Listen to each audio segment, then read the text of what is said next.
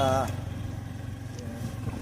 আমরা এখন আমার কলিগের সঙ্গে চলেছি পুরন্দরপুরের সন্নিকটে একটা ধর্মীয় স্থান মনসাতলা। এই যে দেখছেন তার প্রকৃতি, অপূর্ব প্রাকৃতিক সৌন্দর্য, রাস্তা অতীব সুন্দর, নদীর মধ্য দিয়ে এরকম রাস্তা।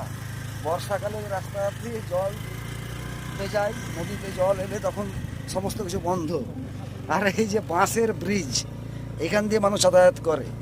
এটা ভাবা যায় না যে এই দিককার মানুষ তাহলে কত কষ্ট করে জীবনযাপন করে। প্রাকৃতিক সৌন্দর্যটা একবার দেখুন।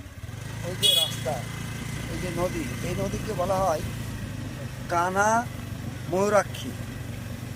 কানা ময়ূরাক্ষী, কিন্তু আদতে এটা ময়ূরাক্ষী নদী, অনেকেই কানা ময়ূরাক্ষী বলে। সবচেয়ে বড় বড় ব্যাপার হচ্ছে যে এখানকার মানুষ দেখুন কীভাবে যাতায়াত করে। এই যে কিছু সামনে এখানে দেখুন, খুব ভালো করে লক্ষ্য করুন, তাহলে দেখতে পাবেন যে এমনি কোনো ব্রিজ নেই। এই বাঁশের ব্রিজ দিয়ে মানুষ যাতায়াত করে, এপার থেকে ওপার যাওয়া আসা করে। এই যে ব্রিজ, এই যে মানুষ যাওয়া আসা করছে। রাস্তাটা দেখুন, যাওয়ার পথটাও কত সুন্দর, বাঁধের ধার পাশে নদী, কানা ময়ূরাক্ষী, তার পাশ দিয়ে এই পথ।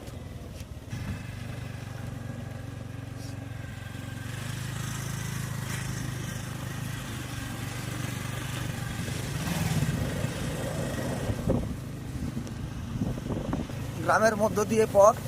গ্রামটার নাম বলা হয়, গ্রামের নাম আমার সঠিক জানা নাই, দেখি জিজ্ঞাসা করে কি নাম। এই গ্রামটার নাম হচ্ছে মহারাজপুর। সত্যি মহারাজপুর নাম, তার সঙ্গে মানে মহারাজের মতন সেই প্রকৃতি।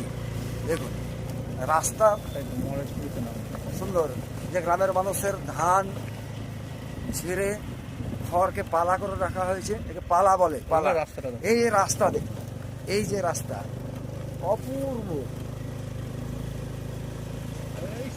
আর তার পাশে প্রকৃতি, এই যে দেখুন দূরে এই যে নদী, তার পাশে শস্য ক্ষেত, নদীটা আঁকা বাঁকা পথে বেরিয়ে গেছে, কি সুন্দর।